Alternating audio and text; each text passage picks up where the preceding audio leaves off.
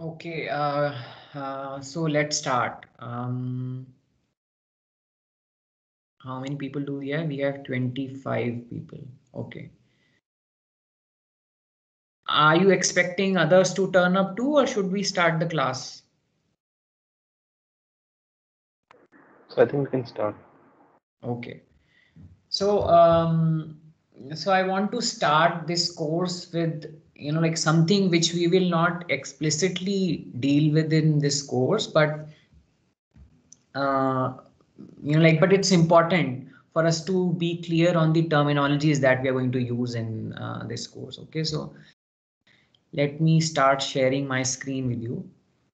So, so these are a set of slides by Professor Phil Haley from Yale University, and I'll be using some of these slides to, clarify the confusion around these terminologies that we use in econometrics. Okay.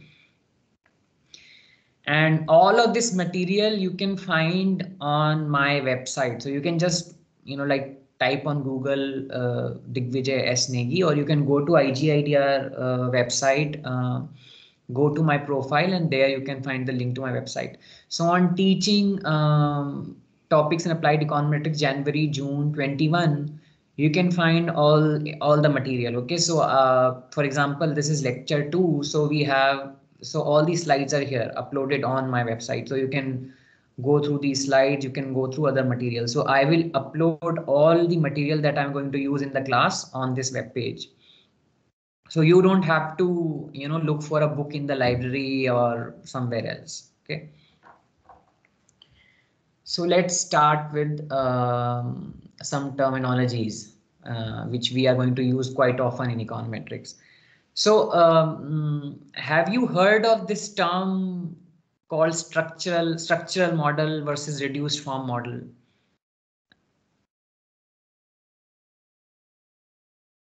Has anybody heard of these terms?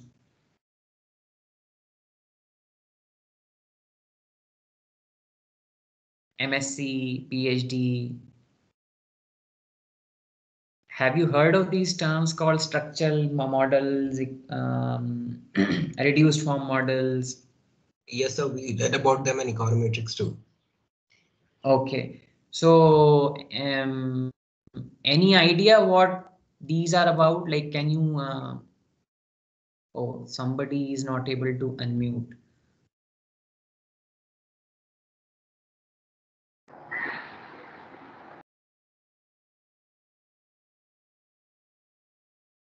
Are you people able to unmute yourself? Yes, sir. Okay, but somebody is having an issue with unmuting themselves. Who is this? Sanket. Is Sanket from your class? Yes, sir, MS Shibas. Okay, Sanket, you are not able to unmute yourself. Can what? I don't know why. Let me. So it must be an issue from his side. So if he rejoins, maybe it will eliminate it. Yeah. Okay. So where were we? We were talking about structural versus reduced form models. Yes. So can anybody just give, you can just we don't want a definition of structural or models or reduced form models, but what do you understand by these terms? Can anybody pitch in and explain to the class what these terms mean?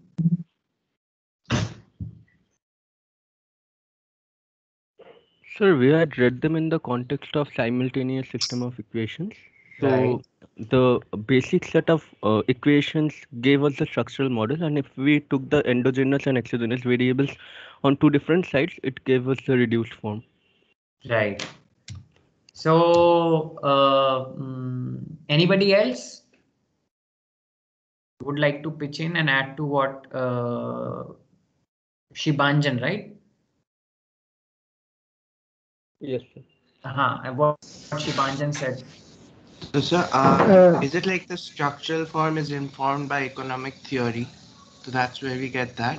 And the reduced form is easier for us to estimate, so we get the reduced form. Yes.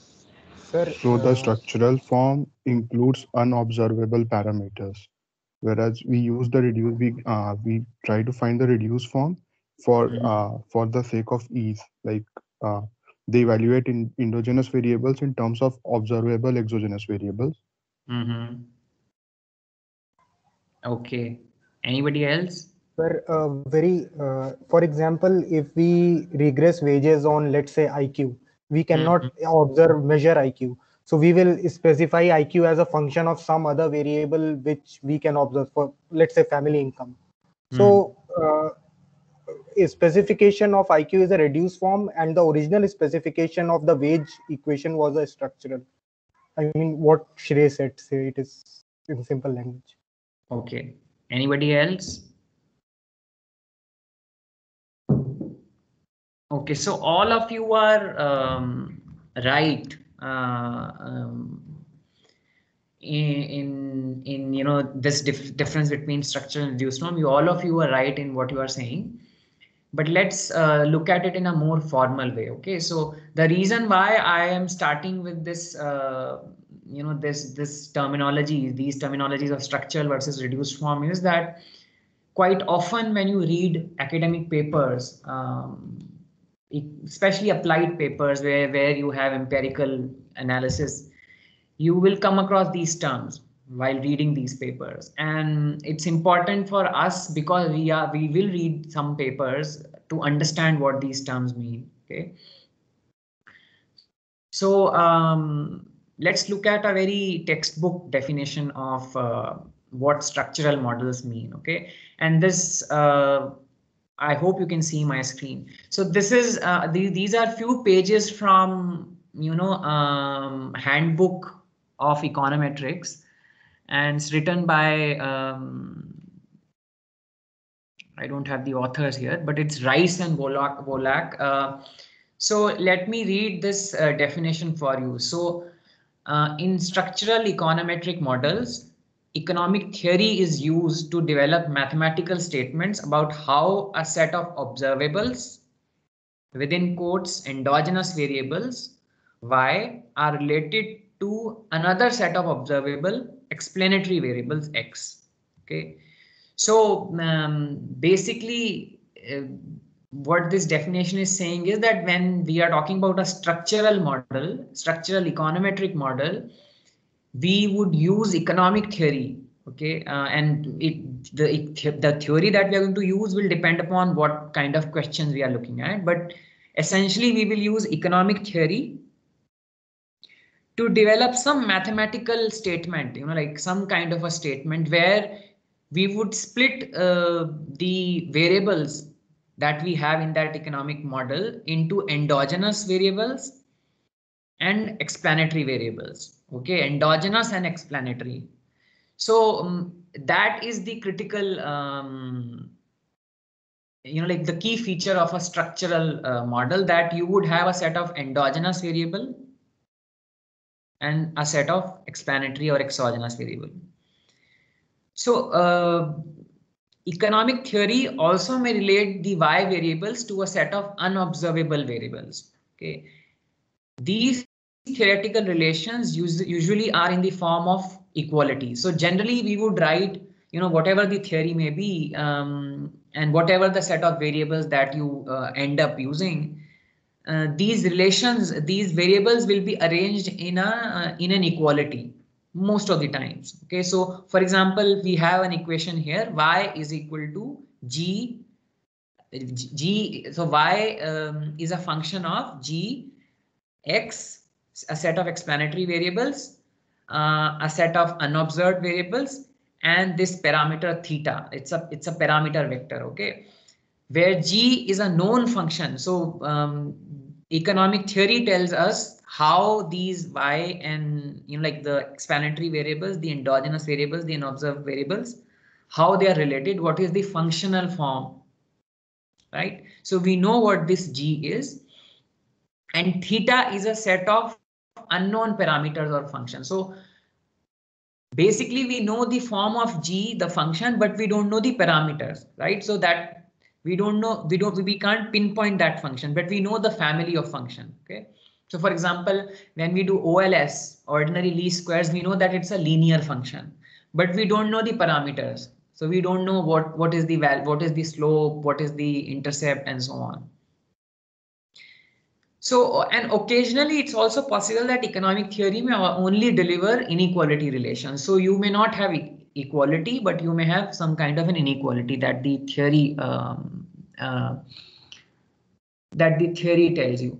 So, so this is a more of a textbook definition of what you know, what are the elements of a structural model, I would say. Okay. And so you can see what you all said is correct, right? That is what it means. But essentially, a structural model should have a set of endogenous variables and a set of explanatory variables. And what is endogenous and what is explanatory comes from economic theory. So for an econometrician cannot take a call on what is endogenous and what is explanatory in a structural model.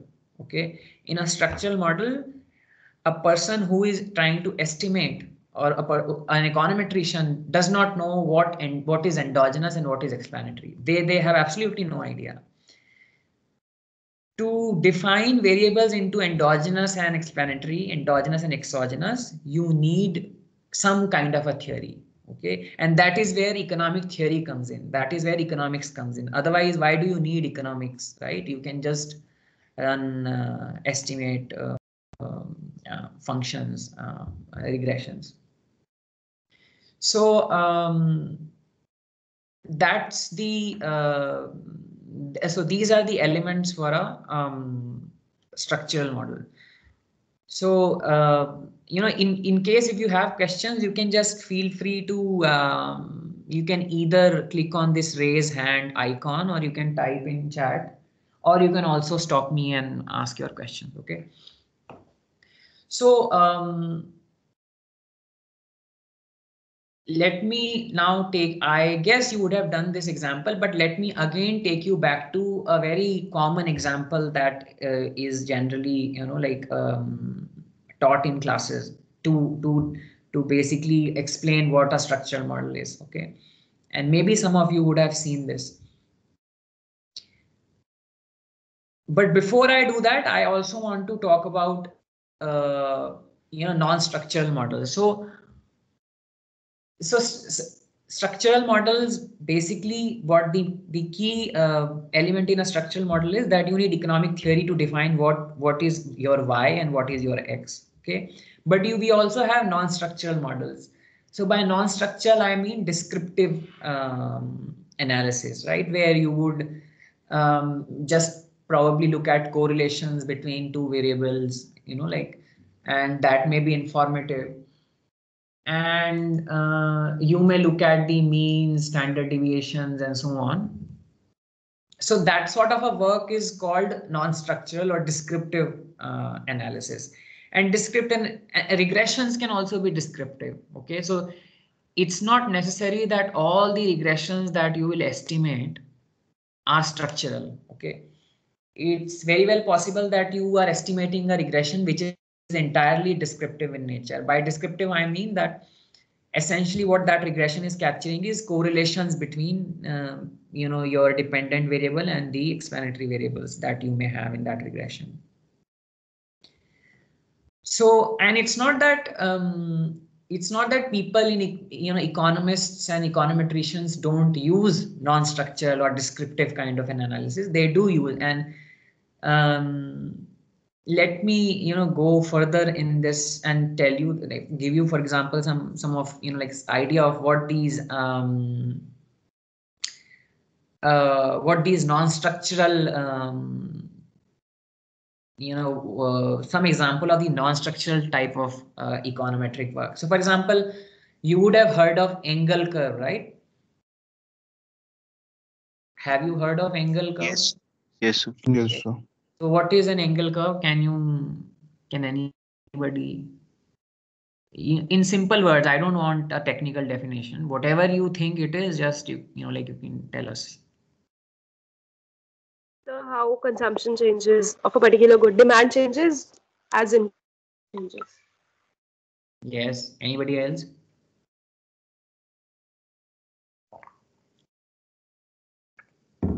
So basically, Engel curve captures the relationship between income and the consumption of that good, right, or the demand of that good. And it's named after the economist who basically discovered this relationship.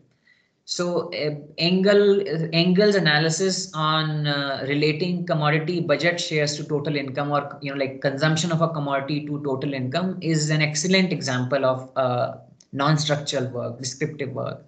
So Engel, essentially what he did was, he using consumption data, he basically calculated the total income of each household and the budget share, so the proportion of expenditure on, let's say, food that was spent by a particular household. And I guess this was done for UK, if I'm correct. So that's what he did. And what he found was that there was a relationship between how much you spend on a particular commodity and the income level. So what is the level of your income? How much income do you have? And this correlation, there was a particular kind of correlation, and this correlation was quite robust in the data. And so there is nothing, there is nothing structural here, right? These were just correlations. And at that time when Engel was doing this exercise, it's not that we understood there was economic theory to clarify why is this happening, right? Economic theory came later, explaining why is it that you may find a particular kind of a relationship between consumption and income levels. But he was just looking at data, okay, just looking at patterns in data, and that is what he find. So it's a very good example of non-structural descriptive work, which gave us some insight into what is happening, okay, how consumers are choosing, and about their preferences and so on. By the way, so for example, if you're trying to relate your share of food expenditure, okay, so suppose you have household level data, a cross section, and suppose you have for each household the proportion of expenditure that household spends on food, okay, and you have data on their income, and suppose you plot that relationship. Suppose you make a scatter plot where on the y-axis you have food shares, and on the x-axis you have the per capita income or whatever wealth of that household. What do you expect? What would be the relationship between these two?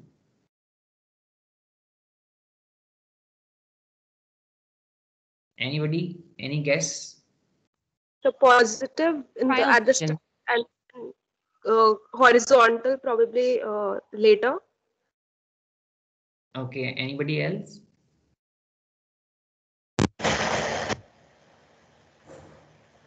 Hello, sir. Am I audible?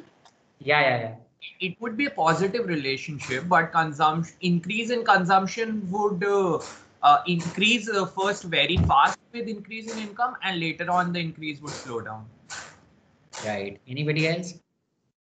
Sir, inverted U shape, because the proportion of food consumption would fall with increasing incomes, and in the initial period it would rise. So we have inverted U, and we have first positively sloped and then a vertical line, right? So and so why do you say inverted U? So if y-axis has food shares and x-axis has income, why do you say inverted U? Sir, so if income increases a lot, when people might not consume that much, they have a limited demand for food. Right. So with increasing income and a given food share, the shares will fall as right, as income would. Right. Okay. Yeah. So, and any idea what kind of goods would exhibit this kind of a relationship between consumption and income? They're all sort of necessary goods. Right. Right. So, this kind of a this kind of a relationship was observed by Engel too. Okay, for households in UK. And this is an example of descriptive economy, like descriptive kind of work, okay, non-structural work. Another example of, and then later on, these findings by Engel about these relationships between food shares and income were, like people subsequently built theoretical structures to explain why this is happening. And, you have something called AIDS and QAIDS, AIDS and QAIDS, which is basically it's called almost ideal demand system. So have you heard of this thing? So Angus Deaton, actually it's something which Angus Deaton developed, and it was essentially developed to explain this relationship between expenditures and income, and it's called almost ideal demand system. And it's what Deaton did was he basically he basically developed a structural model of the household, where the household has a preference set and the household has budget expenditures, and they have a choice of all these commodities, food, non-food, all those things. And he structurally solves that model and then comes up with equations which are very similar to what actually Engel, what Engel estimated in his descriptive analysis. So, so this is an example of, like starting with descriptive work, which was non-structural. We didn't have any particular, like economic structure. But then that descriptive analysis helped in developing a structural model of the household, of the household demand. Okay, if anybody is interested, you can read. I guess Deaton won Nobel Prize a few years back, and you can actually go to his like the web page, Nobel Prize web page, and you can have a read at what he said in his acceptance speech. And he mentions about this almost ideal demand system and all these things. Okay, so so what I'm trying to say is that it's not that non-structural work or descriptive work is irrelevant. Most of the times the models that we develop, the structural models that we develop, are motivated from some kind of correlations that we observe in data. Okay, so there is a feedback between what basic correlations and then economic theory. They feed from each other, they build on each other. Okay, another example of descriptive work is the Phillips curve in macro. Okay, so Phillips 1958 documented an inverse relationship between United Kingdom's employment rates and changes in wage rates. So this is again an example of descriptive work. We didn't know the the kind of theoretical structure which gives rise to this kind of a relationship, but Phillips just observed this relationship between unemployment rates and wage rates for United Kingdom, and then we know later on that how people use that to develop how macro developed based on this descriptive analysis that Phillips did. So, and then later on, macroeconomic theory explains why Phillips curves are, like this, and they are not stable and they shift upwards and so on and so forth. So, so that's the thing. But the essential difference between what the takeaway here is that the difference between structural model and descriptive model is that a structural model it comes from economic theory. So we can clearly split our variables into endogenous and exogenous, and that split comes from economic theory. Okay. And then we have descriptive work where we don't know what is exogenous, what is endogenous. It's just, so we just focus on looking at correlations, right? So it does not matter to us. Okay. So, and like today I will just talk about structural models and just give you an idea of what these structural models are and what do we mean by reduced form. And then in subsequent classes, I want to talk about identification, which is I guess very, I guess is important for what we will do later on in the course. But we will think of identification is in a different way, right? But before I do that, I will introduce you to the technical definition of identification, in the sense that what do econometricians mean when they say something is identified, or a model is identified, or a parameter is identified.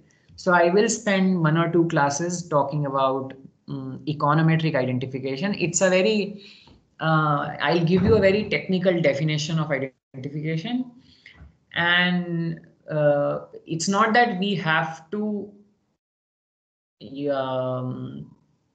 have to stick to that definition of identification, but I think it's important for us to keep that definition in mind. What do econometricians mean when they talk about identification of a particular model, and what do economists mean when they talk about identification?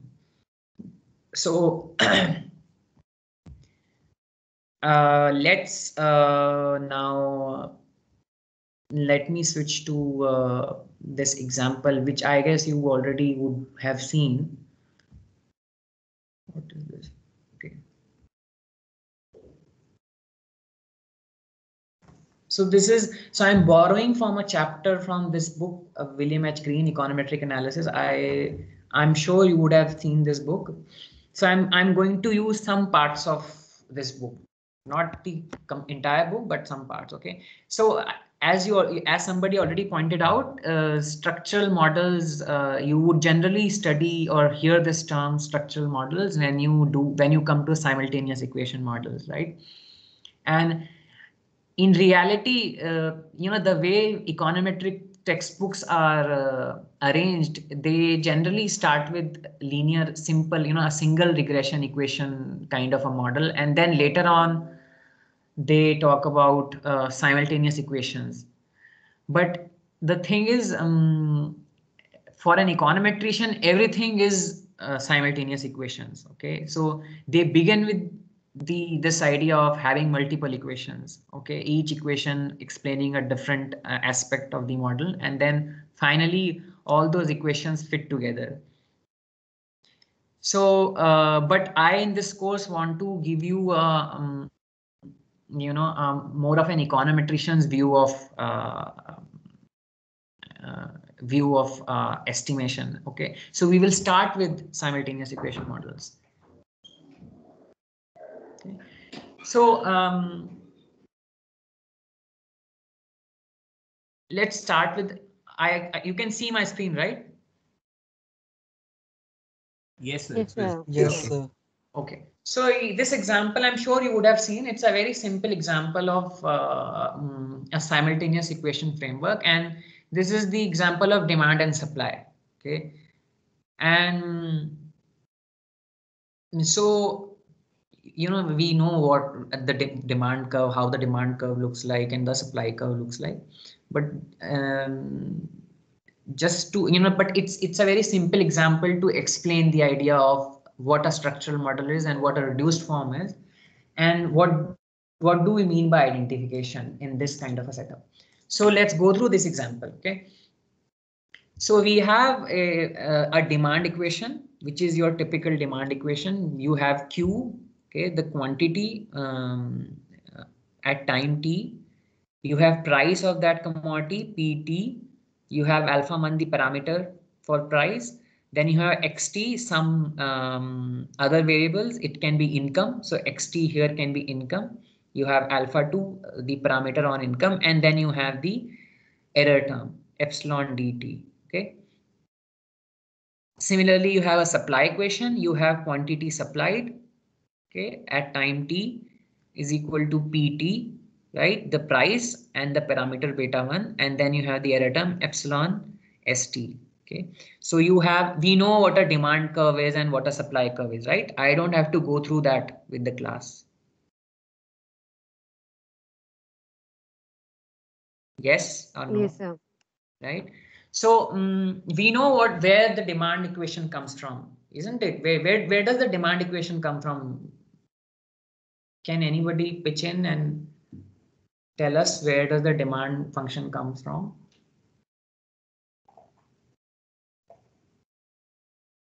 So how is the demand for a commodity derived? I'm talking in terms of economic theory, not in reality, but in theory. So Maximization of utility subject to a budget constraint. Right. So essentially, what is it reflecting? The optimal choice of the consumer at a given price. Yes. But also The inverse relationship For a that given exists. income. sorry. The optimal choice of a consumer for a given price and a given income level. Right. Yes. Anybody else? Right. Yeah. It's Go on. So the demand equation also in a way reflects the inverse relationship between the demand of a commodity and its price. Right. Yes. But why is it inverse?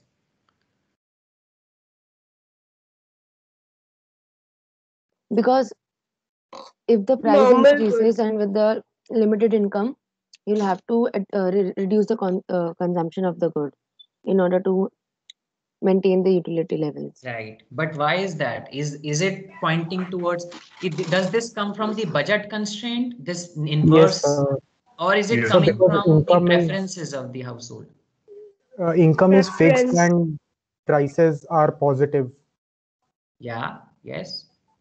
So depending on the purchasing power, like it comes from the budget. Yes. And so what I'm trying to say is that there is an inverse relationship, right? Does that inverse relationship come from the preferences of the household or the individual or the budget Yes, constraint? it comes from a diminishing margin utility. As quantity increases, Exactly. your willingness to pay decreases. Right. So if it is a normal good, this inverse relationship comes from the preferences of the household, right? It does not come from the budget constraint, isn't it? Sir, if prices are zero or negative, so the relationship won't be inverse. The demand function would be unbounded then. Right. That's true. But for a rational agent with a well-defined utility function, the inverse relationship would come from the preferences. So demand function, what I'm trying to say is that demand function also captures the preferences of the individuals. Of course, it does capture like the prices, but it also captures the preferences. It's reflecting your preferences, optimal preferences, right? So that's the demand function, and we know that it comes from the optimization problem of the consumer. So it's coming from the consumer side. So what about the supply function? It comes from the profit maximization of the producers. Right. And here, what kind of a relationship will we expect between supply and price? So we have supply. There's a positive relationship. Yeah. Go ahead. Yes. The more the price, the more the quantity supply. Okay. And why would that be? Elasticity of demand. Sorry. Elasticity of demand. Yeah. Go ahead. Because that is derived from maximization of profit function of producer. Total revenue minus total cost. So we get a direct relationship between prices and quantity supplied in profit function. But why would you supply more if your prices are higher? Sir, because selling your total revenue increases given the total cost. Increasing marginal cost. Why would you supply more if your cost is increasing? I mean, like what I'm trying to say is that you observe a positive relationship. Why do you observe a positive relationship between supply and price? Because your unit profit increases once the price increases. Because your unit revenue is increasing for every unit, your unit profit is increasing, thus you're motivated to supply more because you have a fixed cost component as well. So that increases your profit. So there's diminishing marginal cost, like there is a factor of increasing returns to scale. Yeah. Right. Okay. So the idea of this discussion is that, as you can see now, these two equations that we have written, or that's written, those are written on this this chapter of this book, are coming from some idea of what idea we have about how people determine how we have preferences on one side. So the consumers have preferences, how the producers have production functions and cost constraints on the other side, and how we can write that into two equations, right? So it's a structural model in that sense, because we have a very well defined structure of the world here. And I would just like to point out that whenever we are talking about a structural model, or whenever we are estimating a structural model, we are not trying to structure the whole world or everything that we have in that world, right? So that's not the idea here. The idea is that you would first focus on a particular problem. So here, the problem that we have is we want to identify either the the elasticity of demand, let's say, okay? And why do we want to identify, or why do we want to measure the elasticity of demand? Because that tells us something about the preferences of the individual, isn't it? So for example, we have all these apps installed in our phones, and you can take anything. For example, you take Amazon, and based on your purchase history on Amazon, people at Amazon would be trying to predict or estimate your elasticity of demand, because they want to see how sensitive you are to price changes for a particular commodity, right? Because based on the your sensitivity to a particular commodity, they can actually extract surplus, right? So the thing here is that we don't want to explain the whole world. We would start with a very specific question in mind. So in this case, the question is to identify the elasticity of demand, or to measure the elasticity of demand. And because we want to do that, we want to think of a structure of the world through which we can extract this parameter. And so that's why we have just two equations, a very simple demand equation and a very simple supply equation. And we understand the economic theory behind these two equations. So one is coming from the consumer side, where the consumer has preferences, they have their budget constraints, they optimize, and you get a demand function. The other comes from the production side. The production has his production function, the isoquants, and the cost constraints, and then they do their optimization, and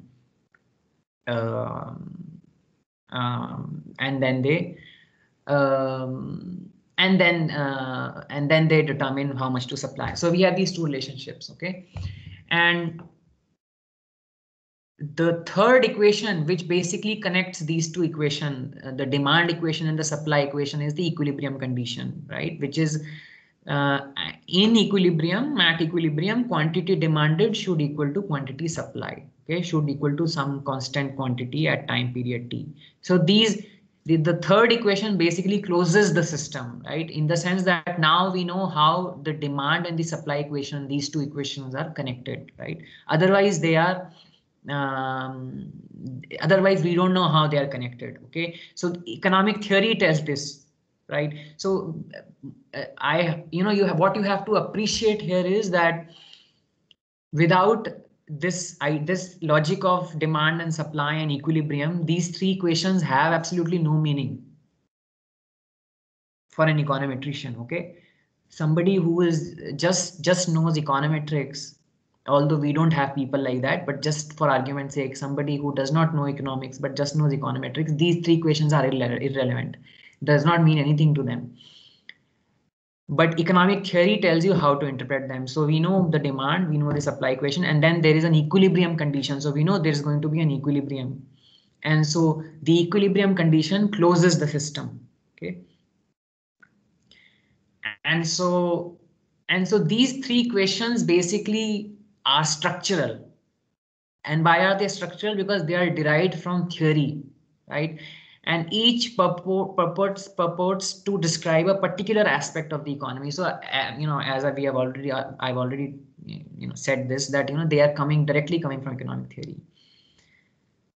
And because the model is one of joint determination of price and quantity, we know that price and quantity are determined in equilibrium, right? These equations are actually hypothetical, because what do we observe in reality? We don't observe a demand equation and a supply equation in reality. What we observe are prices, isn't it? We observe if we go to the market, and what do we see? We see prices of different commodities. We see how much produce people have on offer. So we see how much is there, and we see quantities, and we don't know whether those quantities are quantity demanded or whether those quantities are quantity supplied. What we observe is prices and we see quantities. So in that sense, these two equations are entirely hypothetical, and what is observed is just prices and quantity. But what we know is what we are observing in the market in reality is basically coming through the joint determination of, like once we close the system, the price and quantity are jointly determined, and that is what we observe in the real world. Okay. So in that sense, prices and quantities are endogenous. Right, so endogenous has a very specific meaning in econometrics, especially in this kind of an econometrics. Something which is determined from the model itself is called endogenous, right? So in this particular case, where we have a demand equation and a supply equation, prices and quantities are solved in the model itself, right? It does not come from outside. It's solved via the equilibrium condition. These two variables in the system are endogenous. Okay, and it's not that they are endogenous everywhere.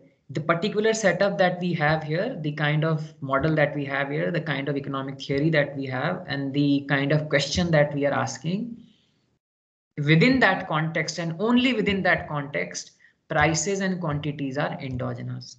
So that's why when we,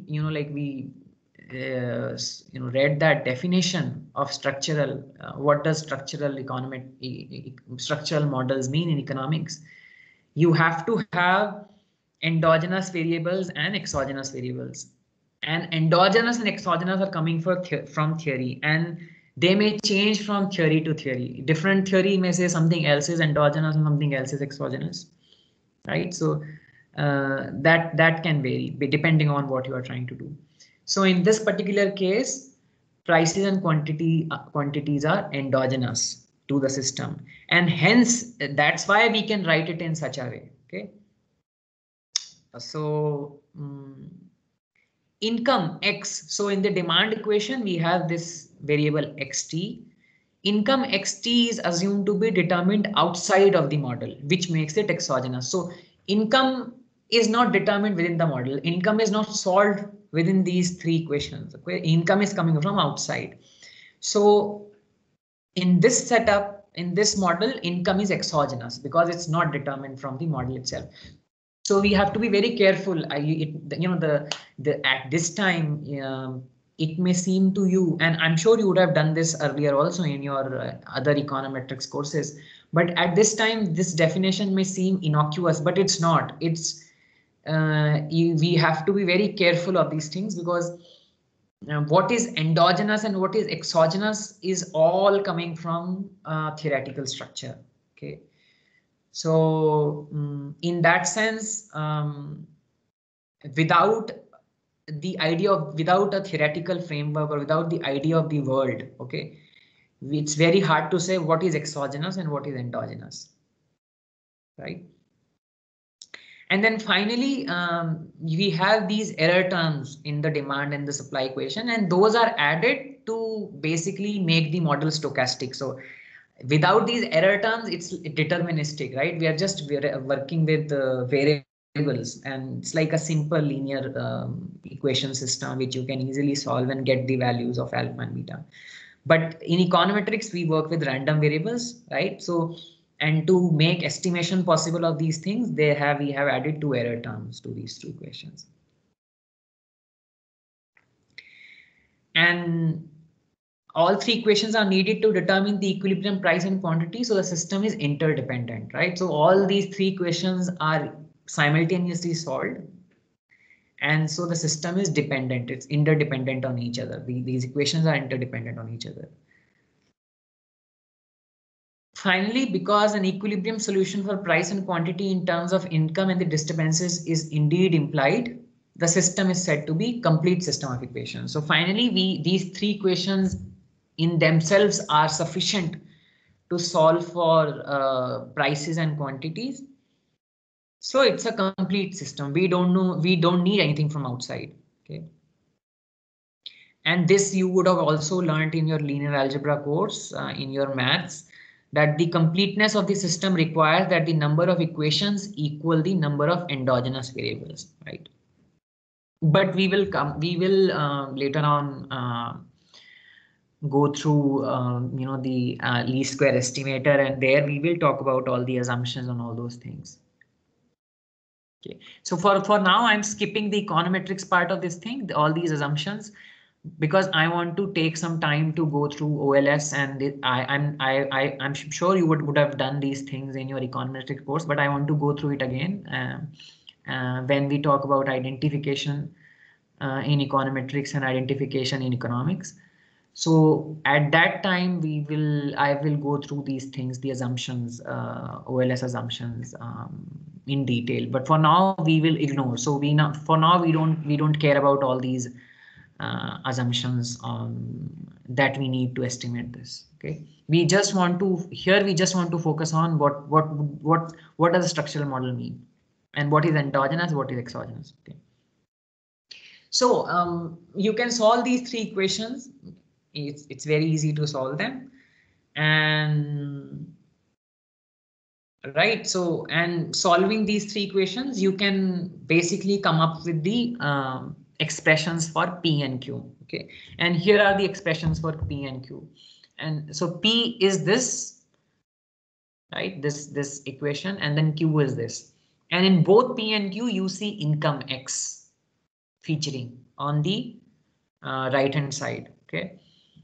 And then you have the error terms, the error term for demand from demand equation, error term from supply equation, and the parameters, original parameters. Okay, and these 2 equations are the reduced forms, right? So this is the reduced form. So P has this reduced form, P is this, and Q is this. And notice in these 2 reduced form that it's very clear what is exogenous and what is endogenous. Whatever is on the left hand side of the equality, for example, here it's P and Q are exogenous variable, are endogenous variable, because they were determined from the system itself. And then everything on the right hand side is exogenous, coming from outside the model. This is not determined within the model. Okay, so X or income here is exogenous, it's coming from outside. We don't care about how income is determined in this setup. And P and Q are endogenous, which are determined from the system itself. And these 2 equations are called reduced form, right? So I will stop here, and I want to stop for some time, and I want to basically take up any questions if you may have, because we want to be very clear about these things. What is a reduced form? What is a structural model? So if you have any questions or anything you would like to add, you should.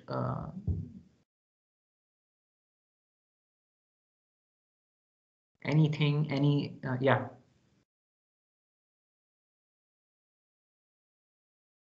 Sir, it's always possible to get the reduced form model from the structural model, right?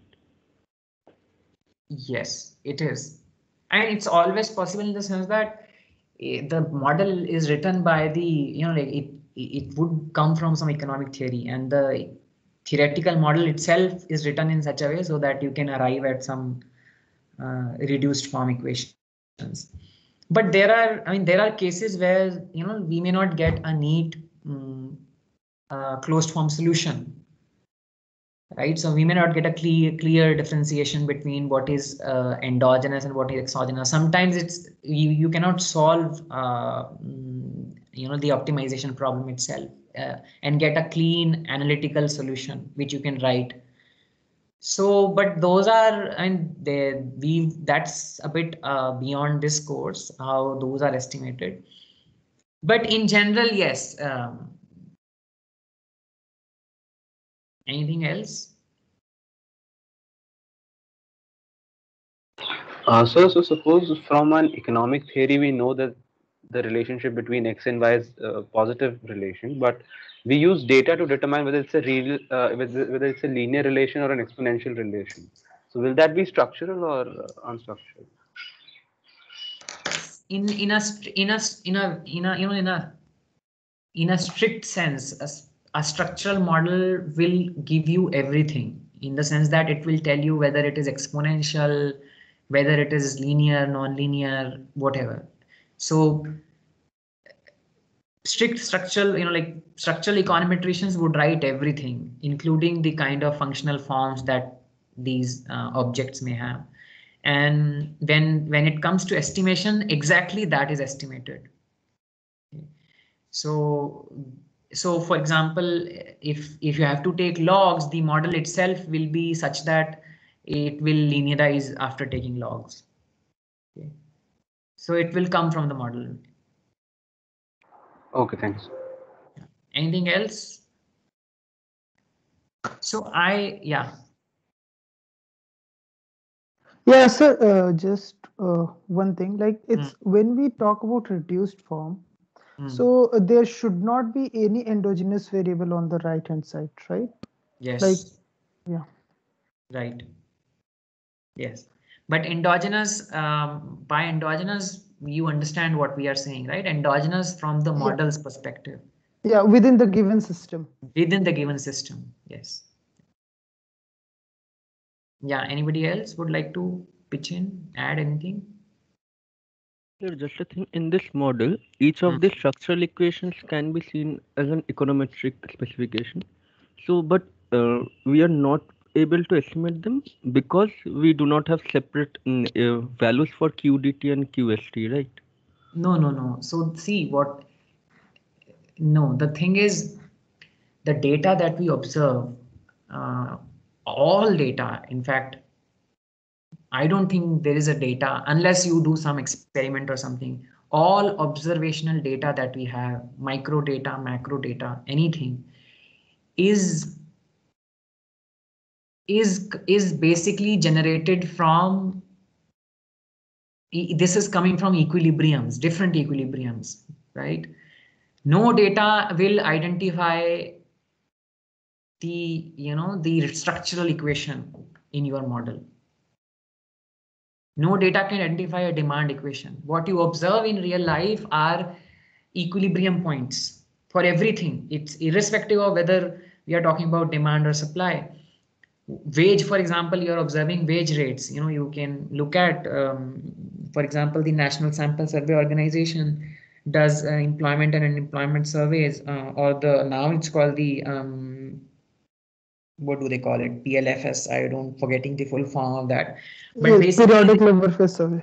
Yes, right. So basically, those surveys collect wage data for different activities, informal, formal, so on. Or you can look at annual survey of industry data, which collects data on profitability, like profits and investment cost, hirings, exit, entry, so on, whatever.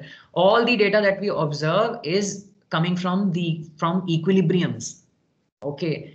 The data cannot in itself identify the structural or the structure that you have in mind, right? For example, let's say that let's say that you observe that suddenly the price of toothpaste, let's say, starts increasing. Okay, Now, what you will observe in data is that, you know, the price of toothpaste on average in all the cities of the country is going up, right?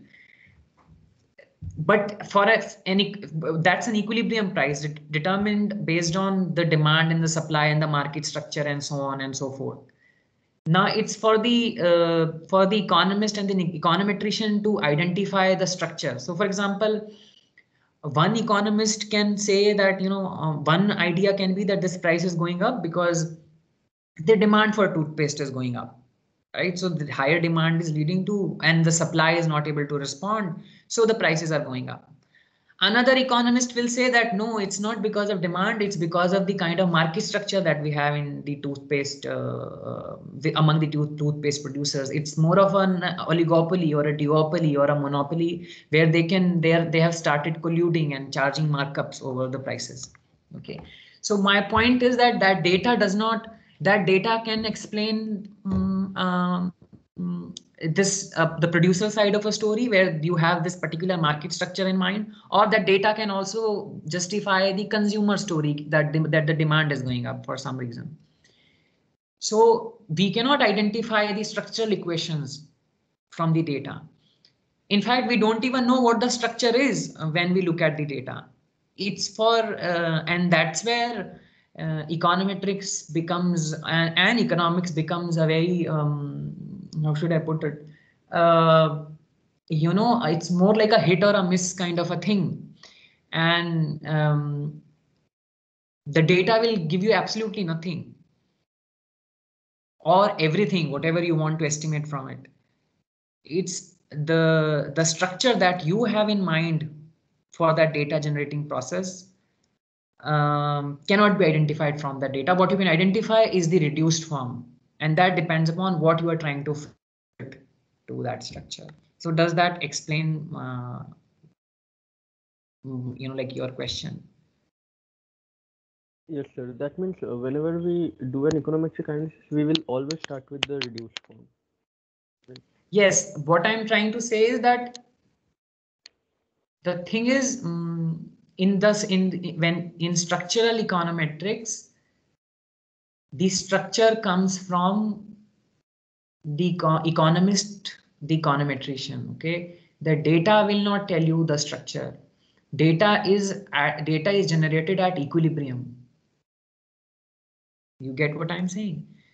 The prices and the quantities that we observe in the market are equilibrium prices and quantities. They cannot identify demand and supply curve by themselves. Right? So, sir. Yes. So what you are trying to say that each equation in the system are interdependent on each other. As a result, you cannot uniquely like run an econometric model and conclude your result. Like because that will like partial out the like that will give you the partial information. We won't know how price is changing. Like as you said, if there is a price shock in the economy, like or price of a particular product increases, so we don't know what's the reason. It can be demand side, it can be supply side. Yes, exactly. Sir, Anybody? Sir, can we say that whenever we begin our analysis, we have some economic theory in our mind, keeping in mind which we design our entire sort of hypothesis, whether these two equations actually hold or not, and we use those equations to validate the data points that we get, which is observed from real world scenario, which is nothing more than the equilibrium values, or maybe could be the equilibrium values for that equations that we are using. Yes, that's another way of saying it. Right. Okay, sir. Thank you. So, so what this is something which may not be that easy to get a hang of, but what we have to basically understand is that the same data can actually justify different structures, okay, different kinds of structural models. So the data for an econometrician, the data that is observed is at equilibrium. What equilibrium? We don't know. Equilibrium of what? We don't know. And all economics and all econometrics in the world basically focuses on this question: what is that equilibrium, or what is the model which is generating that equilibrium, or which is generating that data, right? So the interpretation may vary. You know, it can be demand side, it can be supply side, it can be anything. But and that's why it's more, you know, like that's why it's so interesting and challenging, because all different sorts of explanations can coexist, right? So so coming back to the reduced form model, given that we have these three equations, this is the reduced form that we get. Okay, and we see there is a very clear demarcation between what is exogenous and what is endogenous, given the structure that we have. On the left hand side, we have prices and quantities, which are endogenous. On the right hand side, we have income, which is exogenous. Now, what we observe in real life are prices and quantities. Okay, so this is what we observe. We observe these points, and we don't know what is what, right? So again, I will not for now focus on the econometrics part of this. We will come to that later. But and that is the key issue in identification, right? So that is identification. Now, how do you identify the structural model, given that in data we observe equilibrium quantities and prices? So that is, you know, in simple words, that is what we mean. That is what an econometrician means by identification. Okay, so we observe some prices and quantities. We have a model in mind. That model gives us some reduced form equations. And how do we identify the original structure, the demand and the supply? So in this case, the elasticity of demand, given that we have these reduced form. So here is a visual representation of identification problem. Okay, so look at this figure A, panel A, right?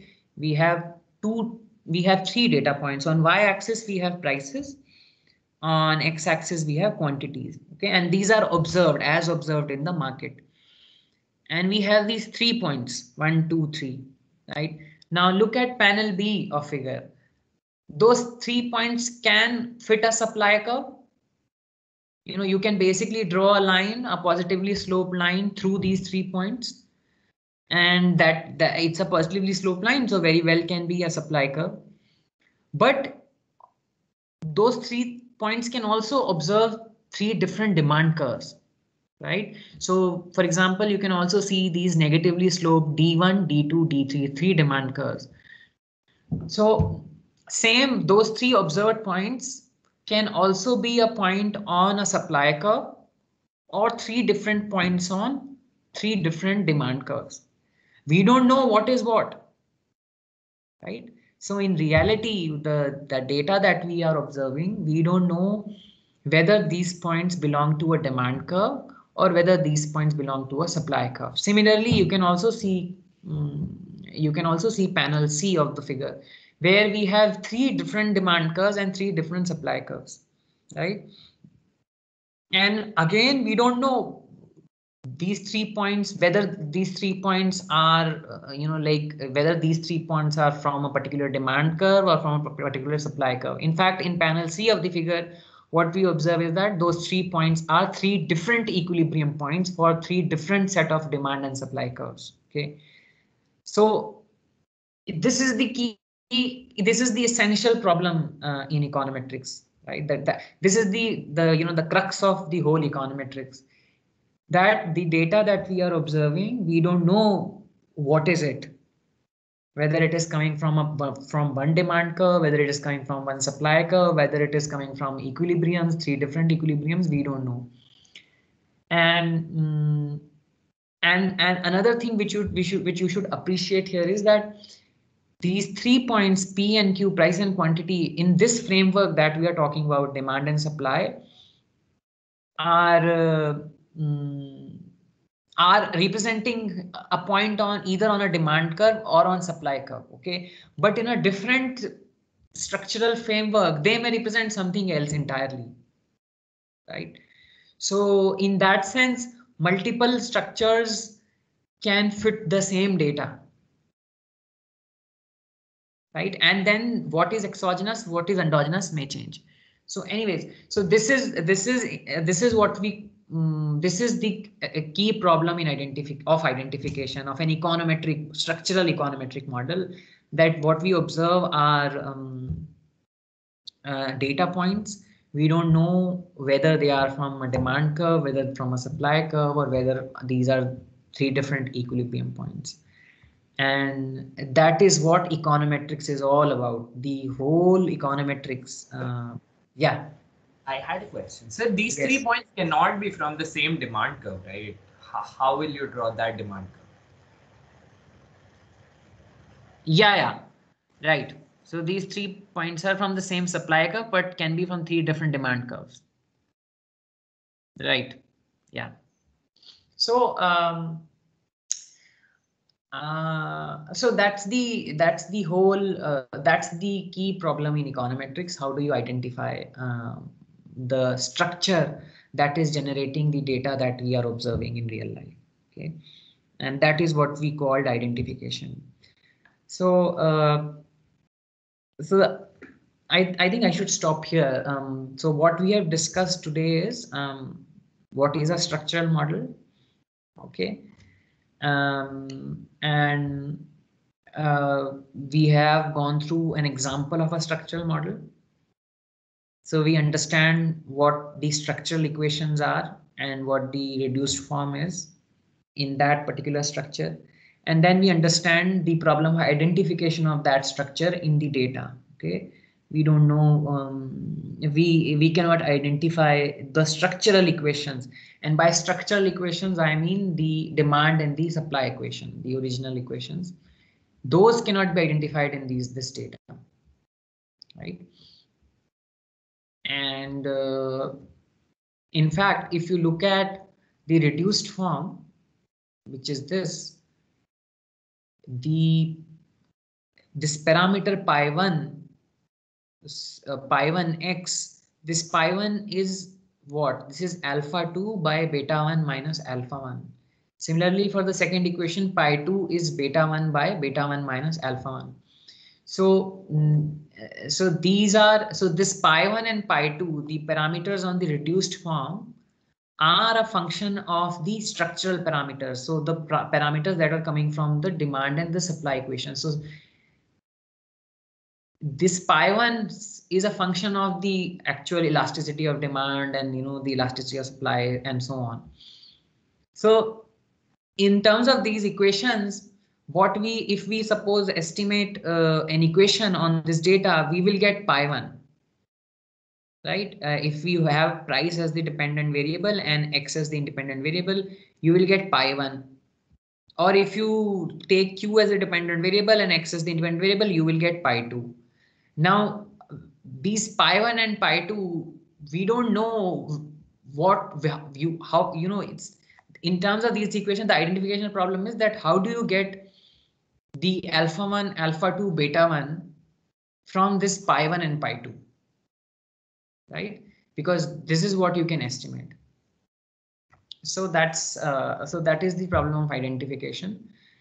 And what else do I wanted to talk about today?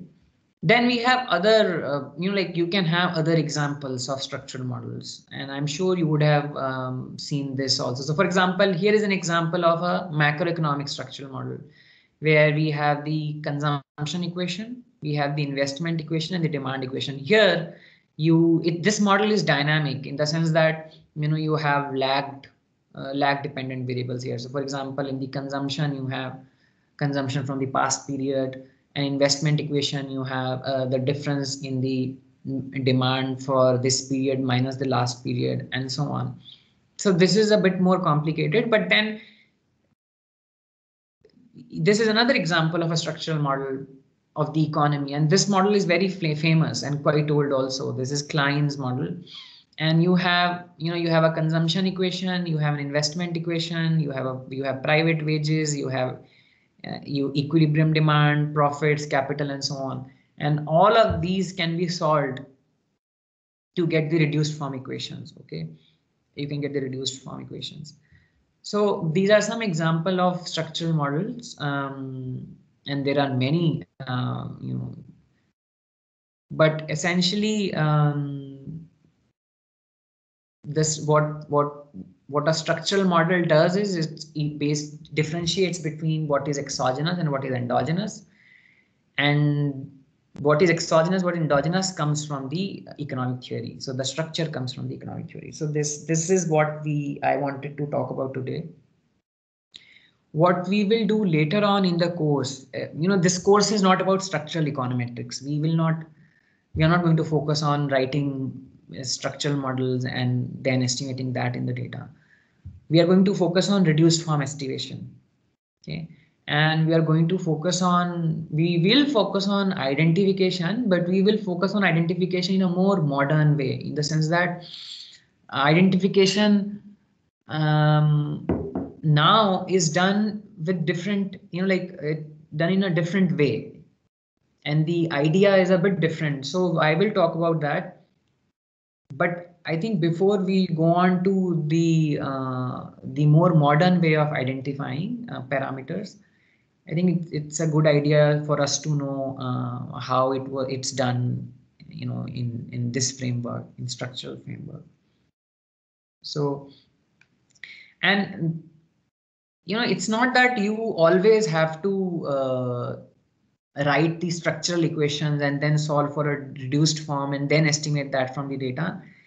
We can also estimate, we can write an equation. We can directly write a reduced form equation. We can estimate it from data. The important thing is that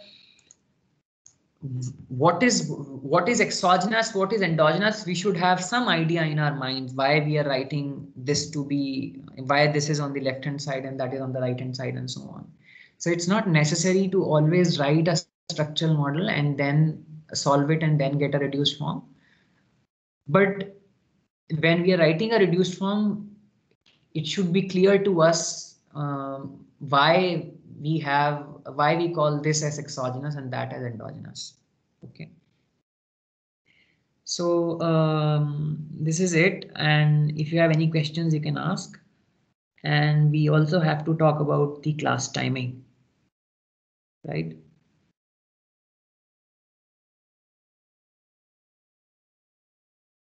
So if you have questions.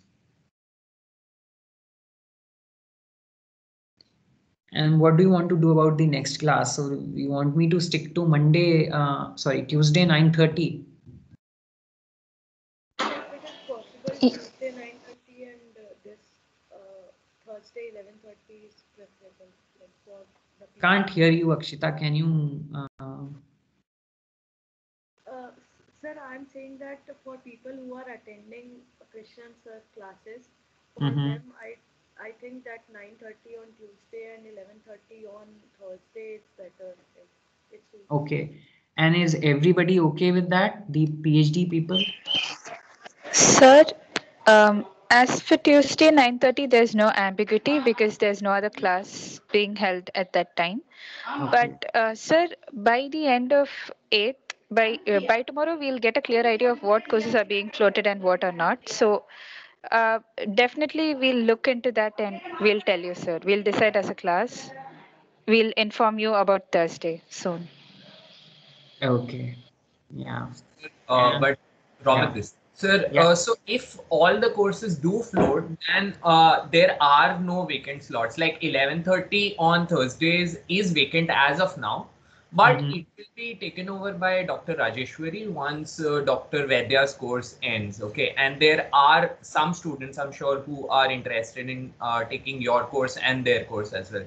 So would it be possible for you to, like once Dr. Vaidya's course ends, can we change the timing then? Like till I think February end, I guess, Dr. Vaidya will be teaching and this 11:30 slot will be vacant before the midterm. But post the midterm, I think we might have to change if all the courses float. Ramat, by that time, Christian Service class will also end. So this will still, Thursday 9:30 will still be free. Oh, no, sorry, Wednesday 9:30 will be free. We might just move from 11:30 to 9:30 on Thursdays itself, but we don't know clearly yet. See, the thing is, we don't want to do this again, right? It's inconvenient for everyone to keep changing class timings. So what will say is that whatever you decide, you stick to it, right? Because we have to, I have to also split you all up into groups, and we also have to start on some assignments. And I want to assign papers because, you need some time to read those papers, right? I mean, so things settle down, I can split you all into groups and you can start doing your, reading papers and discussing and talking and all those things. So, I mean, discuss among yourselves, decide, and then once you decide, we will stick to that. Okay, no change after that. Right. Okay, so we'll let you know by in the next class, Tuesday 9:30. We'll let you know. Yeah, because the thing is, I also it's better if we do this soon because I have to accordingly adjust my schedule also, right? So, okay. Anything else you would like to talk about? Questions, views, thoughts?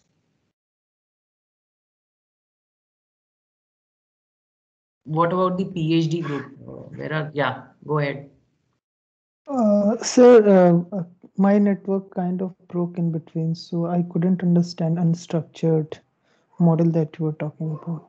Oh, unstructured model would be where we don't, we don't differentiate between what is endogenous and what is exogenous. So you may run a regression where you may have a dependent variable and an independent variable, but you are not interpreting them. We are just looking at correlation. So regression coefficient also captures correlation, right? It is essentially also a correlation. So you can, so for example, the relationship between consumption of a commodity and income, Engel curve, right? Which that sort of a correlation is non-structural. So when Engel discovered it, he didn't have a theory in mind. He just observed like a systematic relationship between expenditure shares on a commodity, any commodity that can be, and income of individuals, and he just presented those correlations. So there was no endogenous exogenous differentiation. We didn't know what was endogenous, what was exogenous. So in that sense, it is non-structural. There is no structure enforced on the data. It is just a correlation. So for example, in the context of these 3 points that we are seeing here in this figure panel A, if you just find the correlation, it would be positive, isn't it? So, so that's a non-structural description of this data. It's showing positive association, and you don't have any stance on whether this is demand or supply or equilibrium or what. So that is what we mean by non-structural work. It also means descriptive in the sense that, before, I mean, you would have seen this in papers, before they go on to actual econometrics, they would present some descriptive statistics in a table, and that would have some correlations, means, standard deviations, and so on, or some figures, pictures. So that table is purely descriptive, and it is not coming from any particular economic theory or any particular structure on the data. So that's why it's called non-structural or descriptive. Anything else? Yes, sir. Thank you, sir.